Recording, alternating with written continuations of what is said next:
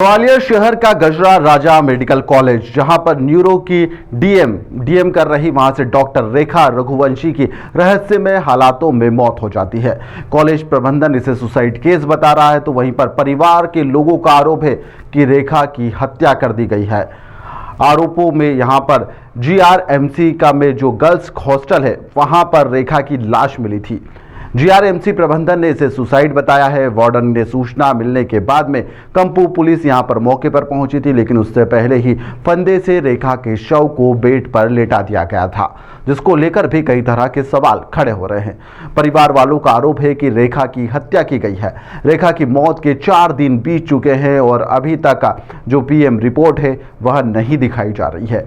रेखा के परिजन यहां पर कंपू थाने पर एफआईआर दर्ज करवाने पहुंचे, जहां पर रेखा के पिता भानु रघुवंशी ने बेटी की मौत को हत्या करार दिया है। डॉक्टर रेखा रघुवंशी मूलतः अशोकनगर जिले की रहने वाली थी। रेखा ने एमबीबीएस और एमडी किया था और उसके बाद में गजराजा मेडिकल कॉलेज में यहां पर डायरेक्टर ऑफ मेडिसिन यानी डीएम कर रही थी। सबका कहना है कि रेखा खुशमिजाज लड़की थी, किसी तरह की कोई परेशानी नहीं थी। ऐसे में उसने खुदकुशी क्यों कर दी, यह सबसे बड़ा सवाल खड़ा हो रहा है। यह बात उसके परिवार के लोग भी कह रहे हैं। परिवार के आरोपों पर यदि गौर करें तो यहां पर डेथ मिस्ट्री और सुसाइड या फिर मर्डर को लेकर कई अहम सवाल भी खड़े हो रहे हैं कि 5 फीट की रेखा की हाइट थी, ऐसे में 4 फीट ऊंची रेलिंग पर खड़ी होकर उसने कैसे फांसी लगा ली। उसके बाद में रेखा की हाइट 5 फीट की है, तो उससे ऊंची हाइट पर रेलिंग पर वह कैसे चली गई और उसने कैसे फंदा लगाया और अपने आप को मौत के घाट उतार दिया। पुलिस के पहुंचने से पहले रेखा के शव को नीचे किसने उतारा और क्यों उतारा। अस्पताल प्रबंधन ने घटनास्थल की वीडियोग्राफी क्यों नहीं की, यह भी एक बड़ा सवाल खड़ा हो रहा है। फॉरेंसिक एक्सपर्ट को इस मामले में क्यों नहीं बुलाया गया, क्योंकि डॉक्टर की मौत थी। ऐसे में घटनास्थल की जांच करने के लिए फॉरेंसिक टीम को बुलाना था। रेखा की बगल वाली जो हॉस्टलर है वह इसके पहले ही क्यों गायब हो गई थी। इससे कई सवाल है जो यहाँ पर डेथ की जो मिस्ट्री है उसको लेकर उलझे हुए हैं और पुलिस इसमें लगातार जांच की बात कह रही है। मौत की जांच के लिए डॉक्टर ने यहाँ पर कहा है कि हम एक पैनल का गठन करेंगे। पीएम भी करवाया गया था, लेकिन अभी तक पीएम रिपोर्ट सामने रखी नहीं गई है।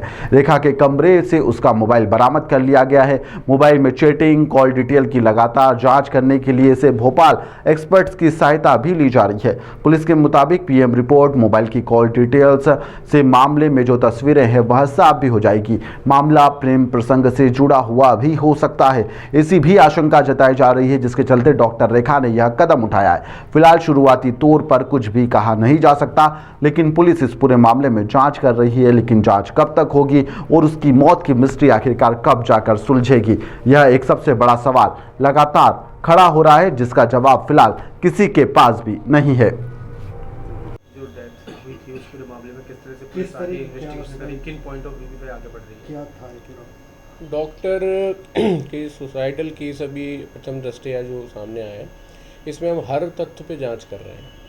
परिजनों द्वारा जो भी तथ्य बताए गए उस पर भी जांच कर रहे हैं। मेडिकल रिपोर्ट अभी हमें पीएम रिपोर्ट नहीं प्राप्त हुई है, उसका हमें इंतज़ार है।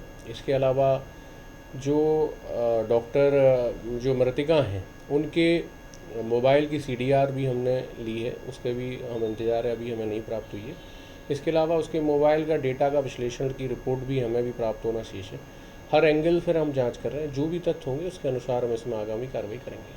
जब घटना हुई थी सर, तो क्या जो घटना स्थल था पूरी तफ्तीश हुई थी, विवेचना हुई थी, जिससे कुछ परिवार वालों का आरोप भी है कि एंगल बहुत छोटा था, लंबाई ज़्यादा थी। तो जी, इसमें एफएसएल की टीम के द्वारा पूरा घटनास्थल का सूक्ष्मता से निरीक्षण किया गया है। तो एफएसएल ने इसमें सारे एंगल्स को देखा है, क्या परिस्थितियां थीं, और एफएसएल की रिपोर्ट भी हम विवेचना में शामिल करेंगे। जो भी तथ्य एफएसएल में आएंगे उसके अनुसार भी हम जो है साक्ष्य विश्लेषण करके इसमें आगामी कार्रवाई करेंगे।